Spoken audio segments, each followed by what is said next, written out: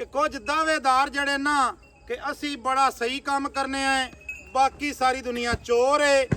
अस्सलाम वालेकुम दोस्तों, तुसी वेखदे पे हो पाक पतन पंजाब टीवी ते मैं तुहाडा मेज़बान अमीर हमजा।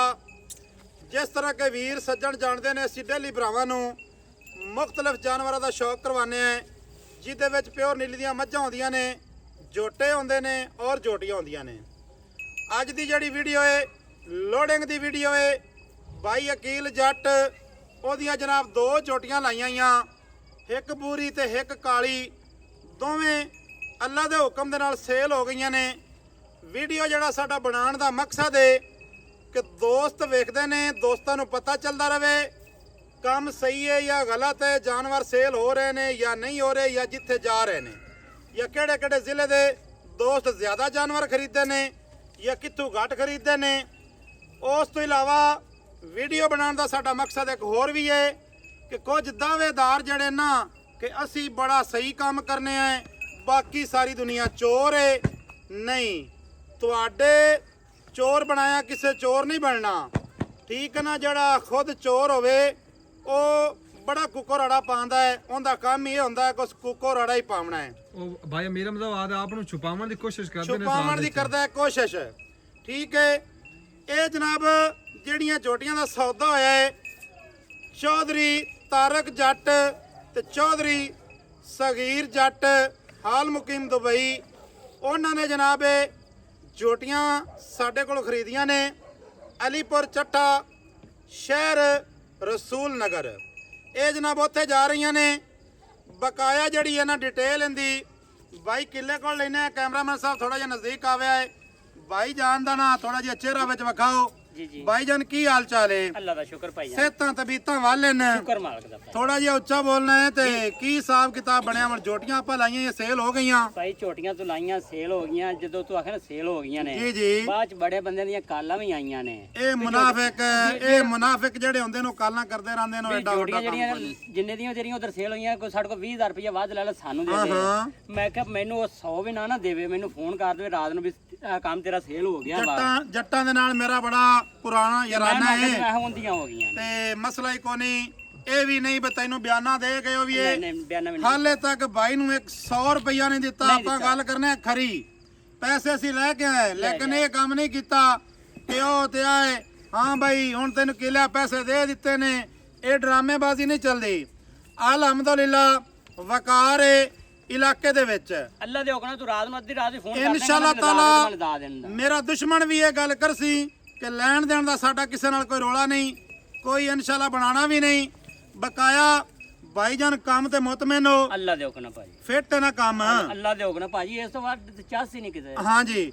ਅੱਛਾ, ਦੋ ਜਾਨਵਰ ਵਿੱਚ ਹੋਰ ਲੋਡ ਹੋਏ ਨੇ, ਉਹ ਅੱਗੂ ਪਿੱਛੂ ਨੇ, ਉਹ ਵੀ ਚੈਨਲ ਤੋਂ ਹੀ ਸੇਲ ਹੋਏ ਨੇ, ਲੇਕਿਨ ਅਸੀਂ ਨਹੀਂ ਵੇਚੇ। ਅਸੀਂ ਆਖੀਏ ਜੀ ਵੇਚੀਆਂ ਵਣ ਦੋ ਤੇ ਦਸੀਏ ਜਨਾਬ 8। ਐਵੇਂ ਲੋਕਾਂ ਦੀਆਂ ਜਾਂ ਤੇ ਵੀਡੀਓ ਬਣਾਉਣੀਆਂ, ਇਹੋ ਜਿਹਾ ਕਦੀ ਕੰਮ ਨਹੀਂ ਕੀਤਾ।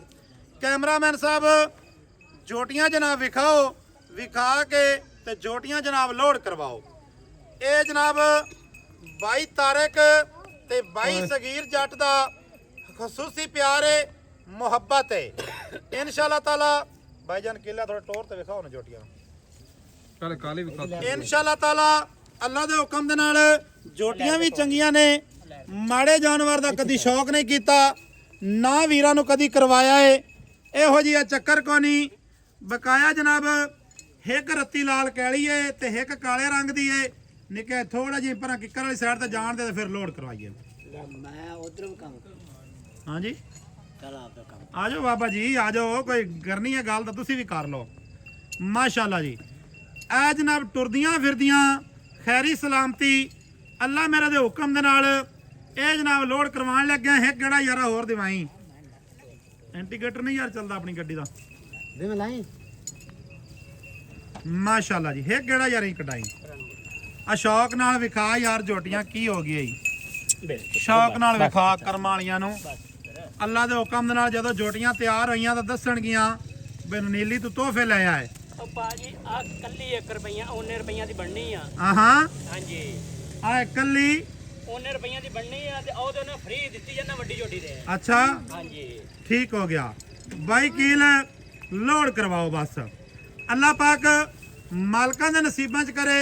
ਹਾਂਜੀ ਇਹ ਜਨਾਬ ਦੋਵੇਂ ਜਾਨਵਰ ਗੱਡੀ ਵੀ ਜੀ ਅੱਲਾਹ ਪਾਕ ਖੈਰੀ ਸਲਾਮਤੀ ਲੈ ਜਾਓ। ਭਾਈ ਜਾਨ ਕੀ ਨਾਮ ਹੈ ਤੁਹਾਡਾ? ਜ਼ਰਾ ਉੱਥੇ ਸਾਹਮਣੇ ਖਲੋਵਿਆ ਹੈ ਲਾਈਟ ਦੇ ਉੱਤੇ।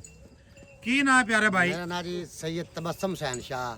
ਸ਼ਾਹ ਜੀ ਮਾਸ਼ਾਅੱਲਾ ਜੀ ਆ ਮਾਸ਼ਾਅੱਲਾ। ਗੱਡੀ ਹੈ ਜੀ ਆਪਣੇ ਜਿਹਦੇ ਤੇ ਭਾਈ ਅਮੀਰ ਹਮਜ਼ਾ ਦੀ ਹੈ ਜੀ ਡੰਗਰ ਲੋਡ ਹੋ ਰਹੇ ਨੇ ਮਾਸ਼ਾਅੱਲਾ ਜੀ। ਬੜਾ ਨਾਂ ਸੀ ਸੁਣਿਆ, ਵਪਾਰੀ ਬੋਲਦੇ ਨੇ ਆਲਮ ਵਾਲੇ ਅੱਡੇ ਦੇ ਭਾਈ ਦਾ। ਅੱਗੇ ਕਈ ਡਰਾਈਵਰ ਜ਼ਿਕਰ ਕੀਤਾ ਜੀ ਜੀ ਜੀ ਭਾਈ ਅਮੀਰ ਹਮਜ਼ਾ ਡੰਗਰ ਜਾਂਦੇ ਨੇ, ਸਾਡਾ ਵੀ ਅੱਜ ਕੀ ਸ਼ੌਕ ਅੱਛਾ ਜੀ, ਹੋਇਆ ਨਾ ਵੀ ਅਸੀਂ ਅੱਜ ਗੱਡੀ ਲਾ ਵੀ। ਨਹੀਂ ਇਹ ਤੁਹਾਡਾ ਪਿਆਰ ਹੈ, ਕੋਈ ਮਸਲਾ ਨਹੀਂ ਤੇ ਰਿਜ਼ਕ ਸਾਂਝਾ ਜਾਂਦਾ ਸਾਰਿਆਂ ਦਾ।